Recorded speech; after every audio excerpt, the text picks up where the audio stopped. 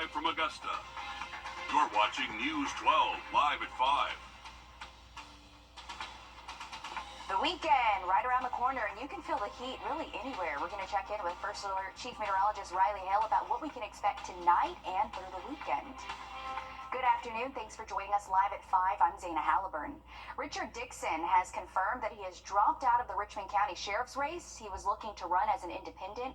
Earlier this week, Eugene Brantley defeated current Sheriff Richard Roundtree in the Democratic Sheriff's race runoff. Dixon had this to say about his announcement this afternoon. I want to let everybody know that as of now, I am officially suspending my campaign for sheriff, so that we can now get on with the transition and we can introduce now the sheriff-elect, Gino Rock Brantley. Dixon said he did not want to make his announcement on Wednesday to not take anything away from Brantley. Now with no Republican on the ballot or an independent, Eugene Brantley is currently running unopposed in November. Well, the sun is out, the sky is blue, and nature is looking a lot more vibrant now that we're officially in summer. But bees and other pollinators are struggling, and their struggles directly impact us. It's National Pollinator Week, and we stopped by with one of our local beekeepers today to learn what we can do to help. Right now, the USDA says honeybees are facing several threats and often losing their homes. Over at Sassafras, Hills beekeeper Deborah Sasser says far too often her bee colonies struggle due to pesticides, lack of flowers and gardens. She believes if things don't turn around quick, everyone could be at risk. Bees have a lot of problems because of what we're doing to the environment. All the chemicals that we're using is one of their major problems. They can't really go out and bring back food that's not contaminated. Coming up all new tonight on News 12 at 6 o'clock, I'm in the bee suit and we're diving into these hives. Okay, Hallie, our Hallie Turner, following this story for us, and as you can see, she's really getting into the story herself. I mean, I feel like you have to, right? Oh yeah, absolutely. If you got a chance to get inside a beehive with a bee suit, I would definitely wear the suit and instead of the other option of not wearing the suit. But that's fun stuff. And I mean, bees, they serve a huge role for pretty much everything we eat. They are critical to us, so glad there are a lot of people out there protecting them. And, you know, it's really not an easy job either. We know that on Morning Mix, Cliff Do My Job Right. He was a beekeeper for a day. Yeah. And, I mean, he was walked through everything and it really got hands-on with the bees. And so certainly appreciate the people that do this. And, Riley, check this out, actually. Birds Georgia recently received a $25,000 grant from the Cornell Lab of Trust Bird Conservation. So they're going to partner with the Central Savannah River Land Trust to help restore 11 acres of grassland and do a habitat for pollinators and bees. So this is great. A great partnership of $25,000, and it's going to go towards that exact thing, protecting them right there, and all different types of pollinators too, not just bees, bats, and all different types of animals and insects out there that help play a role in bringing us our food out there. Well, we are looking at a beautiful summer day. We have high temp forecast in just about 10 minutes. This morning marked the 8th fire in the CSRA this week when fire crews responded to a shed fire just outside of North Augusta in Belvedere. It happened on Palmetto Avenue and crews were sent there around 7:50. We've not heard reports of injuries from the fire. Officials say there were no other structures in danger. There have also been fires in Waynesboro. That one displaced 21 people from 4 families, one in Beach Island, a second fire in Belvedere, along with North Augusta and Evans. There were also 4 pets were killed in a fire in Augusta. The Richland County Sheriff's Department held a funeral procession with many law enforcement agencies honoring K9 Wick, who was killed this week. That funeral procession ended at McAllister Smith Funeral Home in West Columbia. K9 Wick was with the department for a year and a half. Wick died during a foot chase for a stolen car suspect on Interstate 77. Officials say Wick's leash broke during the chase and that he ran on the interstate where he was hit by a car. Sheriff Lott says Wick will always be remembered for his service to the department. Wick was a very obedient dog. Wick was a very good dog. The bond that they had, Wick listened to that dog. I mean, Wick listened to his handler. So nobody's going to put any blame on the dog, and nobody's going to put any blame on Abdul either. The South Carolina Highway Patrol is investigating the crash that killed Wick, and the suspect has not been arrested, but they are considered dangerous, and the Sheriff's Department says multiple agencies are helping in the search. As industry jobs continue to grow in the CSRA, there's a growing need for non-traditional childcare for parents, for jobs that power our everyday lives like Amazon plant workers and even 911 operators. Kennedy Payne has a closer look at the push for change. Emergencies don't work on a 9-to-5 schedule. 911, do you need police, fire, or ambulance? That's why 911 operators and first responders often work late into the evenings, weekends, or overnights. 1, 2, 3, 4. That's the pace you need to be going at, okay? But childcare is a 24/7 job. If you had deputies or firefighters that were having to cancel shifts or not work any kind of overtime because they're having to take care of their child and there's nothing available, that's tough for the whole system. Russell Lahotny, the president of the Columbia County Chamber of Commerce, says there's a lack of 24-hour childcare in the CSRA. We need to make sure that we have those opportunities. There might be one or two smaller places that provide that opportunity, and so we need to make sure that we're covering all of our bases. Dunlap says this isn't a new issue. I can tell you since I started becoming a dispatcher back in 1997, this need has been there since I was in dispatch. So not only a challenge when it's someone that you're working alongside as far as your coworker, but also from a leadership at a management level of your staff having that great need. Lahotny says this puts a strain on the workforce. What we found is one of the spouses will stay home. And there's nothing wrong with that, but when we're talking about a time when we have a workforce shortage, we need to get those people back into the workforce. In Augusta, Kennedy Payne, on your side. Lahotny said the Columbia County Chamber has put together a child care roundtable where they're talking with the different facilities in the community about potential solutions. Several programs around the region are getting grants for their 2024 dog and cat sterilization program. The Georgia Department of Agriculture received nearly 170 applications and gave out 98 awards based on applicants' needs. The grant helps reduce the burden of overpopulation on Georgia's animal shelters by providing financial assistance for low-cost spay and neutering programs. The ones receiving grant money from our area are on your screen right now. Still ahead, we're going to stop by the Chill and Grill Food Festival when Live at 5 continues. And air quality right now in Augusta is decent, but you may be smelling some smoke if you're up at Clarks Hill Lake. We'll give you our dam cam view of that and also the weekend outlook just after the break. Time and Temp, brought to you by your First Alert weather team. We're live at the first Chill and Grill Food Festival in Evanstown Center Park. It's the first of 3 days filled with food, featuring more than 25 food trucks and small business vendors. Barbecue is going to be high on the list. It runs until 9 tonight, so plenty of time to get out there. And we're getting a close-up right now of some food, yes. I'm already hungry. It's about dinner time for a lot of people, Riley, so this just looks great. The best part, too, if you can't make it out tonight, it's also happening tomorrow, 11 to 9, and then Sunday, 1 to 6. So, I mean, really, you can find any time to get some good food.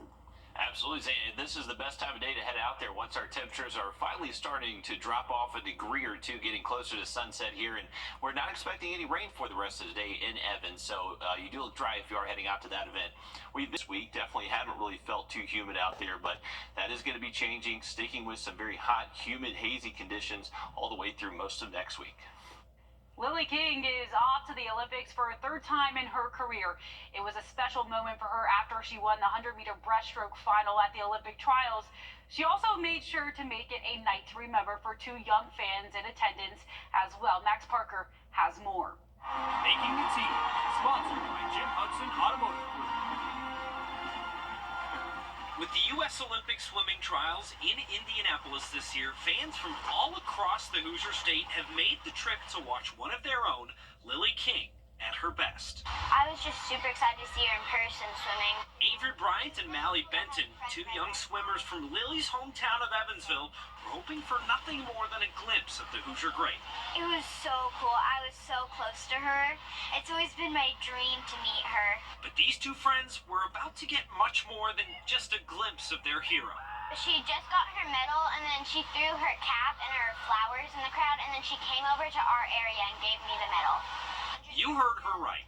Moments after earning the first place medal in 100-meter breaststroke to book her ticket to Paris, Lily King gave the medal away. And Avery's father was there to watch it all happen. It's really cool seeing your kid get to meet their hero. and the hero being everything you thought they would be. Lily's father, Mark King, says that's just who Lily King is. She's had moments where, she says, I'm really tired, I'm down, I'm wore out, and then she'll think, when I was 8 years old, this was the dream. Now that Lily has turned her own dream into a reality, she's serving as an example to the next generation of young swimmers, especially girls just like Avery and Mally, who are growing up right here in Lily's Knowing hometown. that Lily King gave it to me, it's super exciting to look up her because she's from this area. If she made it there from this place, then I can make it too. And Lily King is adding another ring to the Olympic rings. Her longtime boyfriend greeted her after the race and proposed, still dripping wet after getting out of the pool. She said yes. Well, I hope so. That's good. Awesome. Congrats to her. As frauds are becoming more common, the importance of reporting any possible fraud you may come across is important.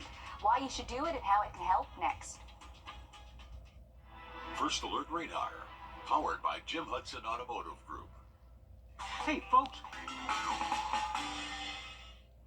More than 170,000 reports of imposter scams have been reported to the FTC so far this year. A loss the FTC says totals more than $645 million. In this Watching Your Wallet, consumer investigator Carice Jackman sits down with the state attorney general to find out what you need to know and why it's so important you report this type of fraud.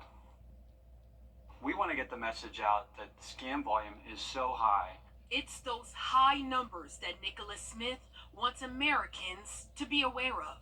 Just to give you a sense of the number, $137 billion, that's the same amount as the budget of the Department of Homeland Security. As Assistant Chief Deputy Attorney General in Pennsylvania, Smith's office is working hard to shrink that massive number. What our office has set up is a 5-person scam team that is dedicated solely to handling the scam reports that come in. And it's a rapid response. As soon as the scam report comes in, we immediately contact the consumer, get all the documents, all the information about what happened, and then we reach out to all the financial institutions involved to try to freeze the money, if there is any money left, and get it back for the consumer. The other thing that our office does is work with federal, state, and law enforcement partners to try to shut down emails, websites, and phone numbers that have been used by the scammers. So we're both trying to help the consumers who've been harmed, but also prevent others from being ripped off. So it's vital that people contact their state AG's office. Absolutely. Smith says most people don't know that their state AG's office has a consumer protection division. It's why he's spreading the word with hopes that with more reports, the scam and fraud reports will decline. 75% of the scams that we see in Pennsylvania involve a wire transfer from a bank. Most of that money is never recovered once it's sent to the scammer. The banks have the ability to recognize and prevent fraud. We see them do it in the credit card space extremely well. They've been doing it for 50 years, and they haven't stepped up to prevent check fraud and wire fraud the way that they should. The federal government is pushing for accountability from banks as well. In April, the Senate Banking Committee chair sent this letter to the nation's top 4 banks, requesting data on wire fraud, as well as information about their policies and procedures for reimbursing victims. Smith hopes the letter leads to action. Consumers who've experienced the scams, it's devastating. The way that they lose their life savings. Some people, their life savings is maybe $30,000, and to lose that is everything. Others are losing $500,000 or $7 million. And in any case, however much money people have, to go through that is just horrible. So if you have experienced a scam, report it to your state's Consumer Protection Division and the FTC so they can potentially put a stop to it. With this Watching Your Wallet, I'm Carice Jackman. Smith encourages people to go to reportfraud.ftc.gov. It's the FTC's website where you can report fraud, scams, and bad business practices. Breaking news just into the newsroom live at 5. A murder suspect has been arrested in Columbia County with the help of the U.S. Marshal's Office. 19-year-old Rashawn McAllister Lawrence was named as a suspect in the November 5th murder of 20-year-old Isaiah McKnight at Glen Hills Drive and Claudia Drive. We'll stay nice and dry for this evening, but over the next 7 days, we do have a daily opportunity for just a stray shower or thunderstorm. Now, the quick look at radar and Invest 92L just after the break. Is your home out? Because he didn't call my dad.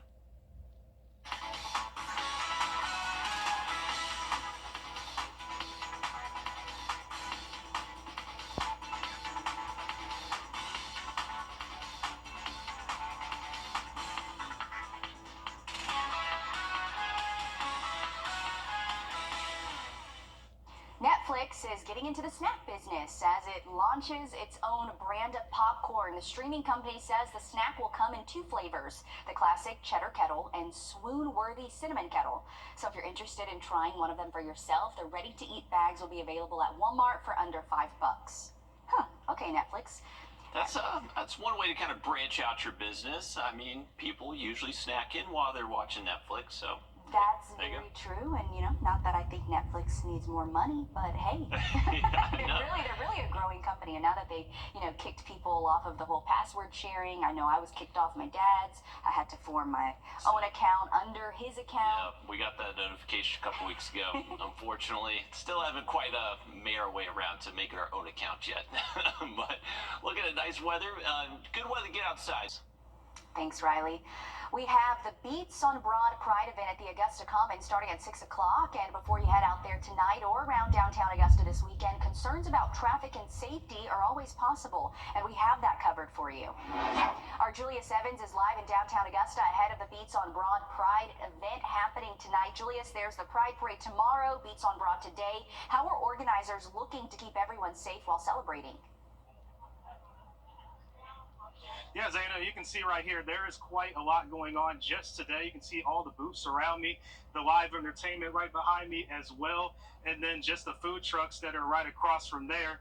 And I talked to several organizers about how they're planning to make sure everything runs smoothly and everything is safe and family-friendly, rather. And organizers say they expect anywhere from 15 to 16,000 people to attend over the weekend. Richmond County Sheriff's Department is heading the security, and there will be more patrols on site. Treasurer of Augusta Pride says safety is a top priority for staff and something that people shouldn't be worried about going into the weekend. We're very happy with how Juneteenth happened over the past weekend, and earlier this week. We think it's a great, safe environment for all of our community to come on out to the Augusta Common. We have Broad Street shut down briefly, and we have our parade on Green Street Saturday morning at 10 a.m. so that we can come on back over to the Augusta Common and enjoy all those resources. And the festivities don't stop tonight. The parade and the festival is happening tomorrow morning and afternoon. So that means during that parade, Telfair, Knife, and Green Street will be temporarily closed off and shut down. So if you're traveling downtown, just in the area in general, just make sure that you're conscious about that and you make any accommodations to your trip. And at 6 today, I'll talk more about what other vendors are doing to make sure everything runs smoothly. In Augusta, Julius Evans, on your side. Julius, thanks for that update. Of course, as people head into these events, safety's on top of everyone's mind still, but certainly a fun time. It's nice to see everyone coming together to have some fun. Thank you. Starting tonight through this weekend, there are multiple Pride events in Augusta. In an hour, it's Beats on Broad, then the Augusta Pride Parade starting at 10 in the morning at the James Brown Arena, headed towards Telfair Street. That's tomorrow, followed by the Augusta Pride Festival from 11 to 4 at the Augusta Common. And Sunday, there are pool parties for the final day of Pride weekend.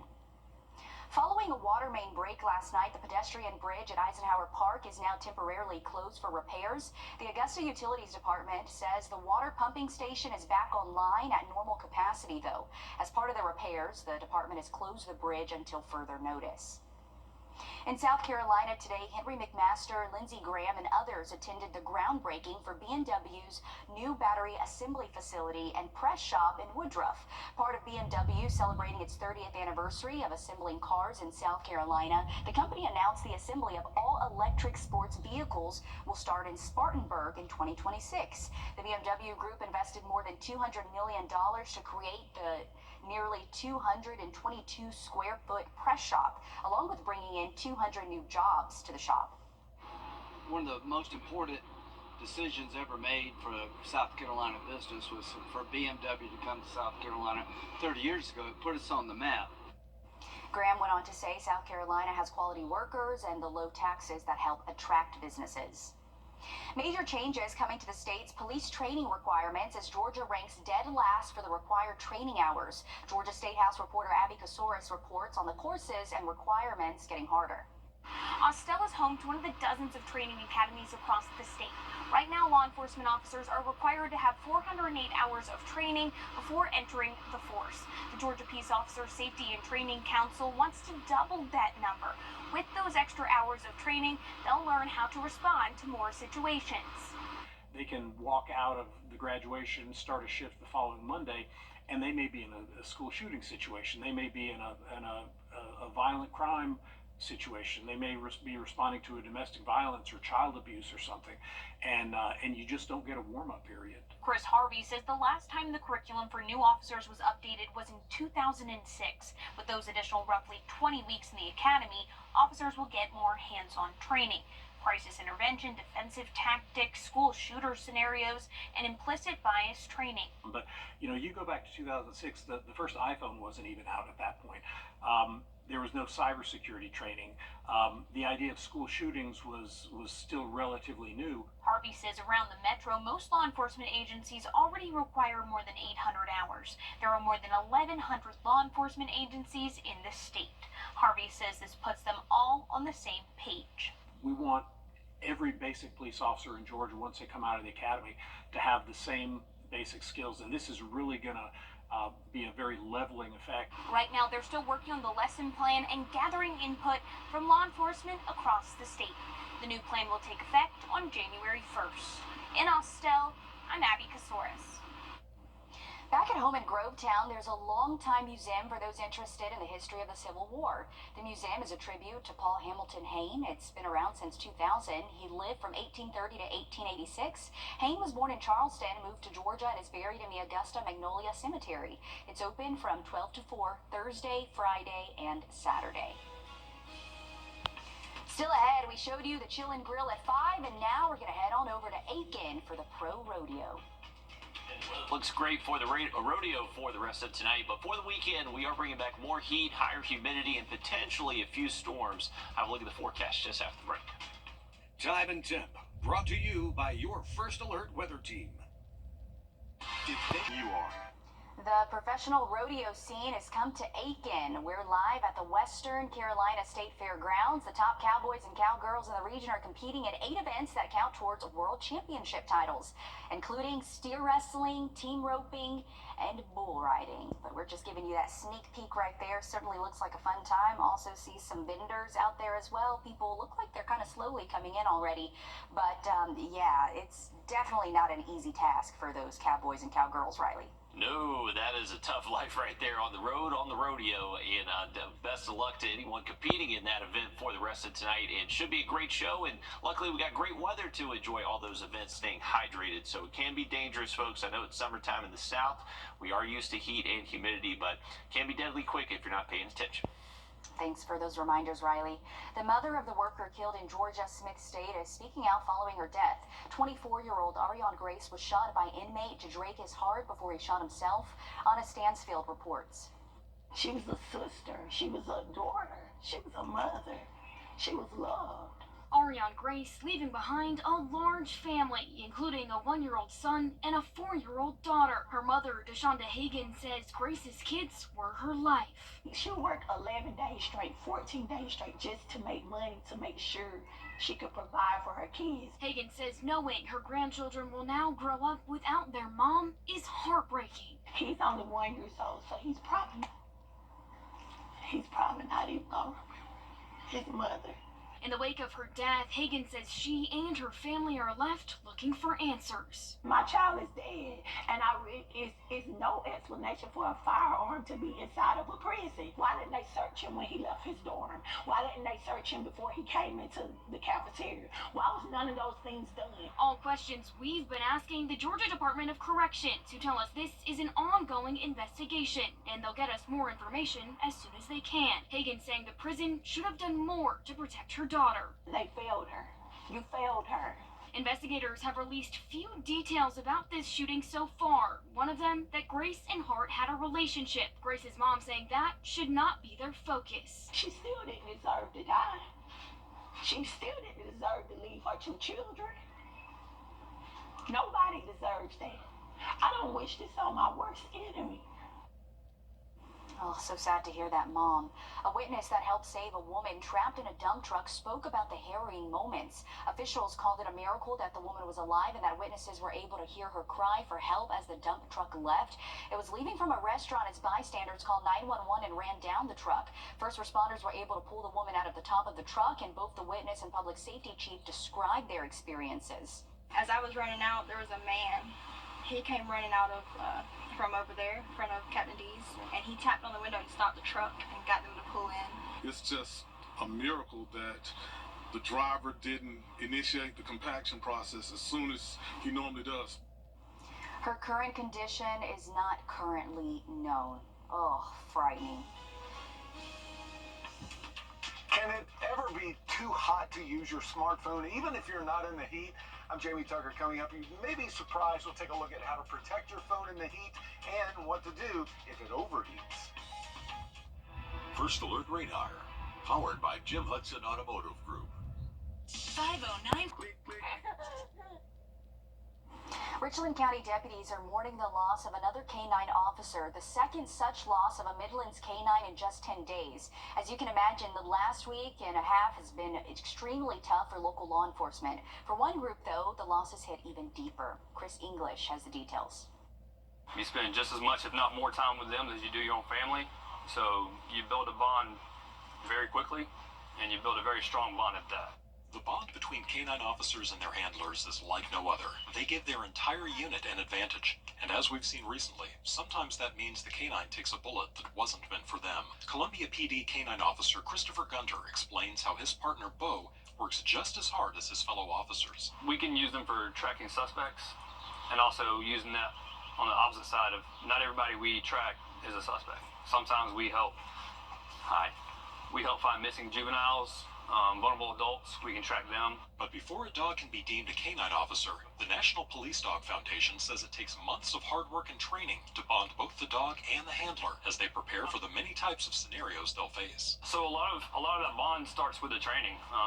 It's hundreds of hours every year that we go through, and a lot of it you have to start out with bonding. Of course, all of this comes at a cost. The foundation says that most police dogs come from Europe at a cost of over $8,000, and training for patrol work, detection, and tracking can add another $12,000 to $15,000. Once the initial training is complete, both the canine and the handler participate in ongoing training as well. We do a lot of our training here at the city in-house, so we'll spend, like I said, hundreds of hours every year. And to keep our certification, we are required to maintain at least 15 hours a month. And for the officers that work with these canines day in and day out, it's the best job in the department. To me, there's no other better job. There's not. You can't beat this. It's sweet to see that bond, a man's best friend. Yesterday was the summer solstice, the longest day of the year, and in some parts of the country, the hottest so far. And it could be too hot for your smartphone. Our consumer technology reporter, Jamie Tucker, has some advice on keeping your phone cool in the heat. What the Tech, sponsored by Augusta Preparatory Day School. Everyone knows you should never, ever leave a smartphone sitting in the sun. You've probably seen this warning before. The phone shuts down, can't be used until it cools down. But some of the things you may be doing with and on your phone during the heat can cause problems too. First, let's talk about inside the car. It's easy to forget you've tossed the phone on the seat beside you. Keep it out of direct sunlight, even if you've got the air conditioner going full blast. That includes putting the phone on the dash to use it as a GPS. Apple warns that playing video games, watching movies, or using the phone as a GPS while on charge will raise the internal temperature and in time will shorten the battery's lifespan. Charging it with cheap chargers you find at a gas station is even worse for the battery. So what should you do if you see this temperature warning screen? Get it out of the sun and into a cool, dry place. Remove the case to let it cool. When it turns back on, turn it off and let it sit for about 30 minutes, but do not put it on a charger. And do not put your phone in the refrigerator or freezer to cool it down faster. It doesn't work. Look what happens when I put an old phone in a fridge for just 5 minutes. When I took it out, condensation. Remember, that's happening inside the phone too. Getting that temperature warning once or twice probably won't permanently damage the phone. However, repeated overheating will damage the battery to the point you may have to replace the smartphone sooner than you'd like. That's What the Tech. I'm Jamie Tucker. And Apple warns to be cautious when charging your phone and not to do it when the phone is in a high temperature setting, and never place objects on top of a phone while it is on charge. Yeah, I've been guilty of that, Riley. Oh yeah, I think we've all been guilty of getting that warning at some point. If you're heading out to the lake, make sure you are grabbing the gear. Buy more, save more. Change. Well, we are starting to notice a few more clouds across the region. This is all thanks to that tropical wave starting to push a little bit closer towards that coastline. The center of it is right near Brunswick, Georgia, so about 200 miles away from us here in Augusta. But we are seeing some cloud cover from it. Not expecting too much rain, though, so if you do have evening plans, I would keep them. There is some rain closer towards the coast, but as it just pushes further inland, it's interacting with some fairly dry air and just kind of eating away. So there may be some rain in our eastern counties. Definitely not ruling out rain for Barnwell, Bamberg, Allendale, Screven County. For us here in Augusta, Aiken, and Evans, though, for all our events happening tonight, those do look to stay mostly dry. But a little bit closer look at some rain. We are looking at getting closer towards downtown Bamberg and also Earhart. Light to moderate rainfall. Not even really seeing much in the way of lightning with these, so we'll just call it generic showers for the immediate future. But as we continue towards sunset, I would imagine any rain we do see does stay well south of I-20. Not really expecting to impact us here in Augusta. Tomorrow morning, you're going to notice it doesn't feel quite as good as what it's felt the past few mornings. Temps are going to be in the 70s for us. We'll heat up to near 90, most likely low 90s, but I would say there's a little bit better opportunity to see maybe a stray shower or thunderstorm here in Augusta and a lot of the CSRA, not only Saturday afternoon, but most likely again Sunday afternoon. So we are going to be locked into this pattern. It's just going to be getting a little bit hotter and hotter over the next couple of days. So by the time we get to next week, we're expecting highs in the upper 90s Monday, Tuesday, Wednesday, and unfortunately those feel like temperatures will be much hotter. We do have News 12 at 6 o'clock coming up just after a short break. Stick with us. I'm here.